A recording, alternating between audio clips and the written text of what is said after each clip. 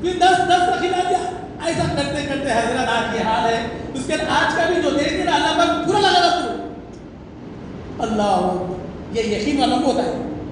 اور آج بھی جو اللہ کے نام پہ لگا رہے نا تھوڑے ہے اخلاص والے بھی, وہ لوگوں کی یہ مزہ لگ گیا ہے اللہ کے نام پہ لگاؤ لے اللہ کی قضا لے دو اور لے رہے بھی ایسے انسان. اللہ کہیں اس قضا عمل تو سے اللہ علیہ وسلم.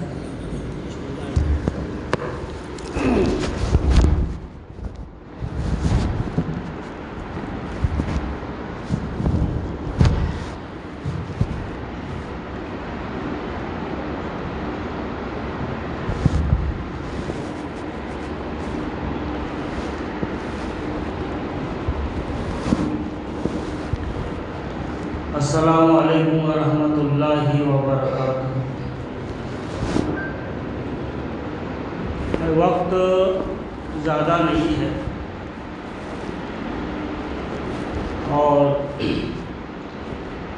پوری باتیں آپ حضرات ہمارے عبد الرحیم صاحب کے زبانی سن چکے اور حضرت مولانا راہی صاحب بھی ماشاءاللہ مغرب کے بعد سے اذان تک, عشاء کی اذان تک دین کی بات کیے ہیں. اللہ تعالیٰ سے دعا ہے کہ اللہ تعالیٰ دونوں کی عمروں میں برکت نازل فرمائے. اللہ تعالیٰ دونوں کی زبانی جو باتیں نکلی ہیں اللہ تعالیٰ ہم کو آپ کو سب کو عمل کی توفیق نصیب فرمائے.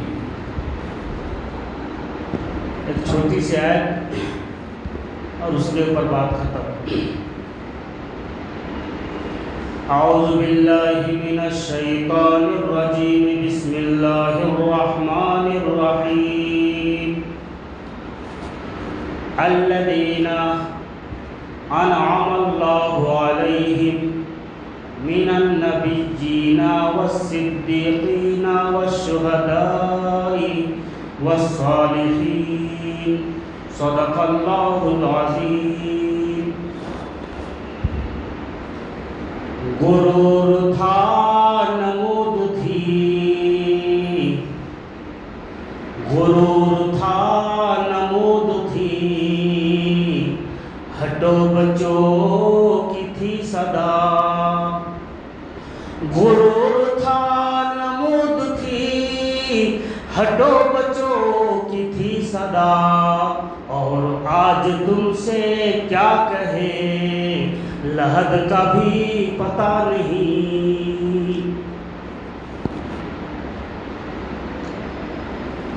یہ جبر و قہر نہیں ہے, یہ جبر و قہر نہیں ہے, یہ عشق و مستی ہے کہ جبر و قہر سے ہوتی نہیں جہاں بانی.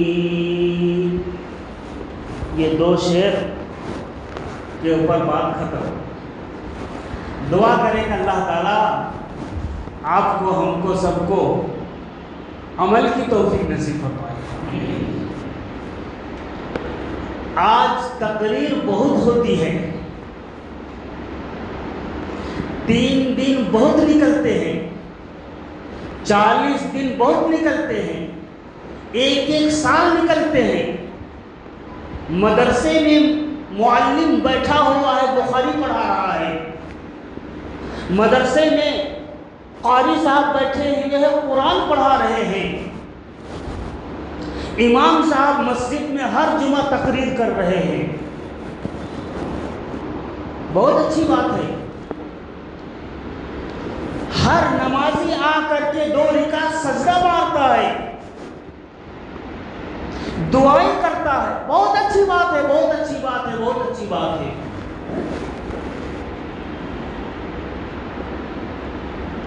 کسی نے حضرت مولانا اشرف علی تھانوی رحمۃ اللہ علیہ سے پوچھا کہ حضرت کیا بات ہے, میں اللہ کے سامنے کھڑا ہوتا ہوں اور کھڑا ہو کر کے الحمد شریف پڑھتا ہوں, لیکن مزہ نہیں آتا ہے.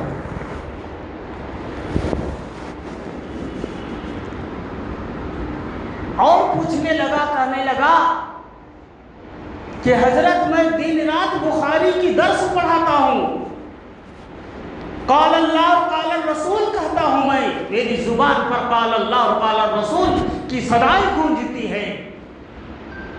قاری صاحب کہنے لگے کہ حضرت میں دن رات تو قرآن پڑھاتا ہوں، الحمدللہ رب العالمین، اذا الشمس كورت پڑھاتا ہوں، واذا النجوم انقدرت پڑھاتا ہوں، والسماء ذات البروج پڑھاتا ہوں، الہاکم التکاثر پڑھاتا ہوں۔ حضرت مزہ نہیں آتا ہے؟ تو بڑے لوگوں کی بڑی بات ہوتی ہے۔ لوگ کہنے لگے جب تک تمہاری زندگی کے اندر خلوت نہیں ہوگا، جب تک تمہاری زندگی میں دن اور رات میں خلوت نہیں ہوگا، قرآن پڑھنے میں پڑھانے میں مزہ نہیں آئے گا، نماز پڑھنے میں پڑھانے میں مزہ نہیں آئے گا، حدیث پڑھانے اور پڑھنے میں مزہ نہیں آئے گا، 3 دن جانے میں مزہ نہیں آئے گا، 40 دن جانے میں مزہ نہیں آئے گا، ایک سال لگانے میں مزہ نہیں آئے گا، جب تک تمہاری زندگی کے اندر خلوت نہیں ہوگا، جلوت میں مزہ نہیں آئے گا۔ پوچھا خلوت کیا ہے بھائی اور جلوت کیا ہے؟ خلوت کیا ہے، جلوت کیا ہے؟ تو فرمایا سیدنا حضرت یوسف علیہ السلام کی زندگی کو اٹھا کر کے دیکھو، جب ایک حسینہ، ایک مہجبی، مصر کی کنیز حضرت زلیخا، مصر کی شہزادی ہوئی، اپنی خواہش نفس کو پورا کرنے کے لیے حضرت یوسف علیہ السلام کو بلایا، ایک روم نہیں، 2 روم نہیں، 3 روم نہیں، بلکہ 7 روم کو سجایا گیا۔ کتنے بھائی؟ 7 روم کو سجایا گیا، اور 7ویں روم میں ان کو لے جایا گیا، اور 7ویں روم میں اس کو تخت پر، جہاں پر مخملی چادر بچھے ہوئے ہیں، جہاں پر عطر لگے ہوئے ہیں، جہاں پر گلدستان لگے ہوئے ہیں، اور طرح طرح کی میوازات بچھے ہوئے ہیں، اور حضرت زلیخا نے یوسف علیہ السلام کو 7ویں روم میں بند کر دیا اور کہا کہ میں اپنے سہیلیوں کو بلا کے لاتی ہوں، اور اس کے بعد پھر ہم تمہارے ساتھ جو ہے سو اپنی خواہشات کو پورا کریں گے۔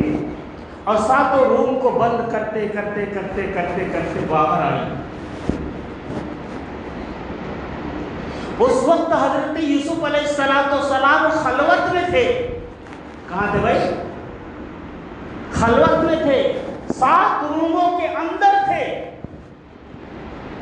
صرف زلیخا جانتی تھی اور اللہ جانتا تھا، یوسف جانتے تھے، چوتھا کوئی نہیں جانتا تھا۔ حضرت یوسف علیہ السلام خلوت میں تنہائی میں بیٹھے ہوئے ہیں۔ اس وقت سوچا کہ اس وقت تو ہمارا ایمان خطرے میں ہے، آج میرا ایمان بچنے والا نہیں ہے۔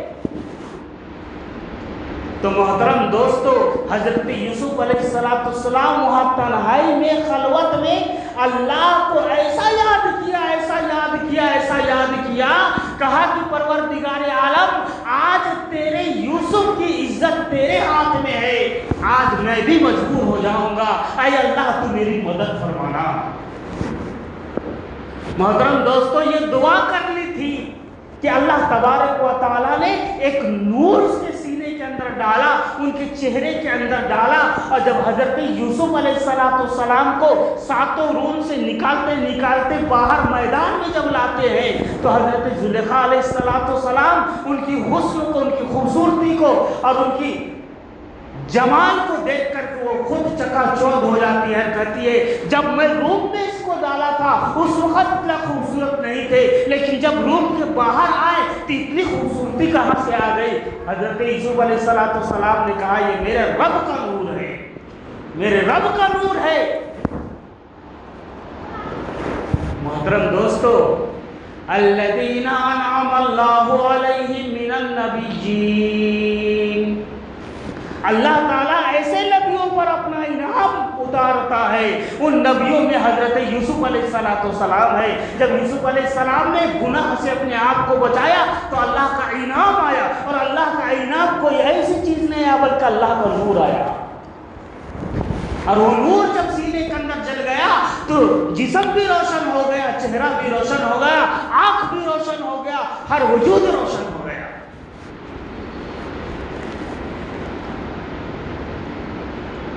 آج ہم نماز پڑھتے ہیں، نماز میں مزہ نہیں آ رہا ہے، قرآن پڑھتے ہیں، قرآن میں مزہ نہیں آ رہا ہے، جبکہ یہی قرآن حضرت عمر رضی اللہ عنہ جب پڑھے، ہمارے نبی صلی اللہ علیہ وسلم پڑھے، حضرت ربی رضی اللہ تعالیٰ عنہ جب پڑھے، تو محترم دوستو یہ قرآن جب وہ لوگ پڑھے تو فرشتے رشک کرتے تھے۔ حضور اقدس صلی اللہ علیہ وسلم معراج پر ہے، اور حضرت ربی رضی اللہ تعالیٰ عنہ کی قرآن کی آواز سنائی دے رہی ہے۔ جبریل سے پوچھے، اے جبریل یہ تو ربی کی آواز ہے، یہ تو ربی کی آواز ہے، ربی تو ابھی زندہ ہے، ابھی مرا نہیں ہے، پھر اس کی آواز جنت میں سنائی دے رہی ہے؟ فرمایا ہاں یہ آپ کا غلام ہے، یہ آپ کا امتی ہے، ان کے دل کے اندر اللہ کی محبت ایسی بسی ہوئی ہے کہ جب یہ قرآن پڑھتا ہے اور اس درد سے پڑھتا ہے، اس محبت سے پڑھتا ہے کہ فرشتے اس کی آواز کو نقل اتارتے ہیں عرش پر۔ آج کہاں ہے بھائی؟ نہ آج ہماری نماز مقبول ہے، نہ قرآن مقبول ہے، نہ 3 دن جانا مقبول ہے، نہ سال 40 دن جانا مقبول ہے، نہ سال بھر جانا مقبول ہے۔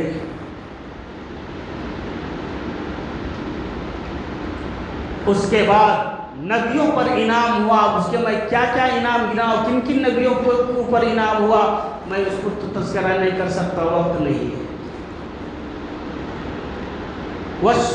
والصدیقین، فرمایا جو سچ کو اختیار کرے گا اللہ تعالیٰ اس کے اوپر بھی انعام ہوگا۔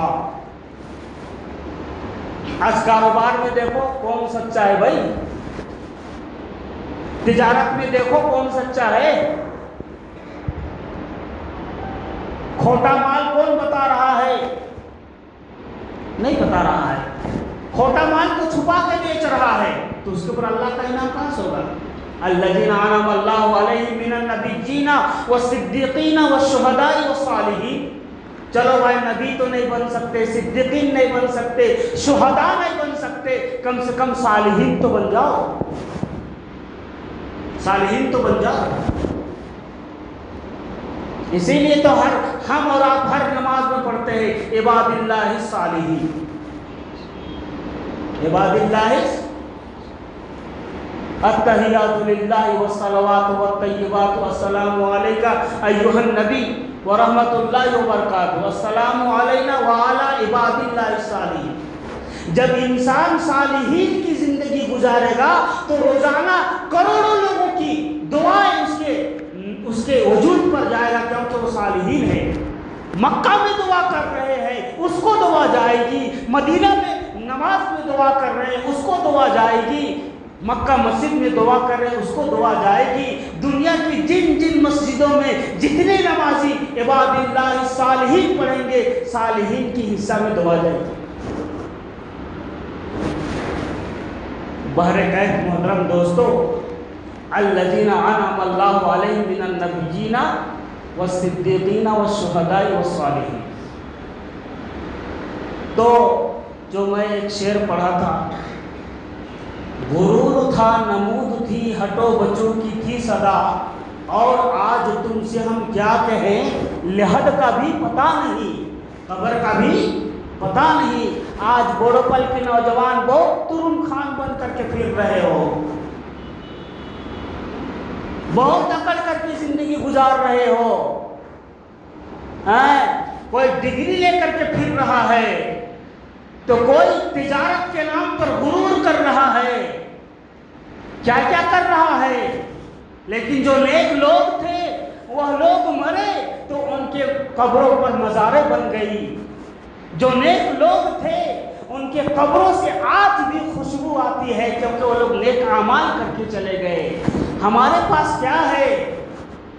کم سے کم ہم اور آپ تو اپنے لیے تو نہیں بھائی، کم سے کم آنے والے نسلوں کے لیے جو قبرستان حاصل کرنے کی جو نیت آپ نے کی ہے اس نیت کو مٹنے مت دیجیے. اس نیت کے اندر جذبہ ڈالتے رہیے، جوش ڈالتے رہیے، اٹھتے رہیے، اٹھاتے رہیے، جاتے رہیے، جاتے رہیے. محترم دوستو، لوگوں کو اس کے اوپر ابھارتے رہیے. انشاءاللہ العزیز آج نہیں تو کل انشاءاللہ وہ زمین حاصل ہوگا، اور زمین حاصل ہوگا 1-2 ایکڑ اگر بھی آ گیا، 3 ایکڑ بھی آ گیا. خدا کی قسم محترم دوستو، آپ جو سوچ رہے میرا 3 منزلہ عمارت ہے، آپ جب مرو گے خدا کی قسم کسی اور کی نہیں بلکہ آپ کی اولاد آپ کے موبائل پر ہوگا. اگر آپ کے پاس ٹچ فون ہوگا نا تو بیٹا سوچے گا کہ باپ مرا ٹچ فون میرا ہے، باپ مرا گھڑی میری ہے، باپ میرا مرا کوٹھی میرا ہے، باپ مرا موٹر سائیکل میرا ہے، باپ مرا ماروتی میرا ہے، باپ مرا یہ ساری جائیداد میرا ہے. محترم دوستو، کیا کر رہے ہو آپ؟ کس کے لیے کر رہے بھائی؟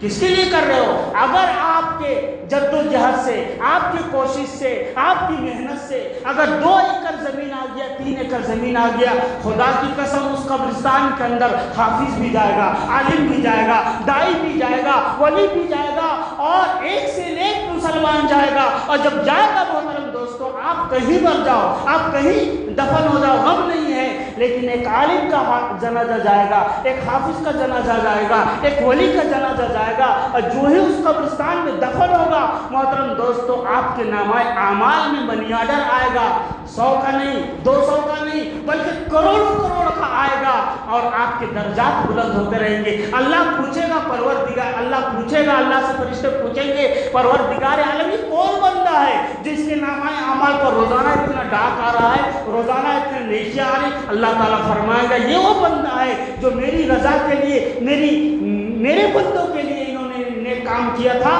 اور اس کا آج یہ صلہ اس کو قبر میں مل رہا ہے. میں آپ کو اتنا جھنجھوڑنے کا میرا مقصد کچھ نہیں ہے بھائی کہ ہم کو جو ہے سو جائیداد مل جائے گا اور سب کچھ ہو جائے گا. بھائی میری بھی جائیداد، میں بھی ختم ہونے والا ہوں، آپ بھی ختم ہونے والے ہیں. ہم آپ کو صرف جگانا چاہ رہے ہیں. آپ جاگو، آپ جاگو، جاگو. نوجوان آج جو ہے نا کپڑا پہننے کا شعور آ گیا، اس کو سب چیزوں کا شعور ہے، فون لینے کا شعور ہے، بیوی کی باری آ گئی تو چھانٹتے رہتا ہے، یہ نہیں ایسی چاہیے، ایسی چاہیے، ایسی چاہیے، ایسی چاہیے. سب فانی چیزیں ہیں بھائی، سب فانی چیزیں، سب ختم ہونے والی ہیں. غرور تھا، نمود تھی، ہٹو بچوں کی تھی صدا، اور آج تم سے ہم کیا کہیں، لحد کا بھی پتہ نہیں.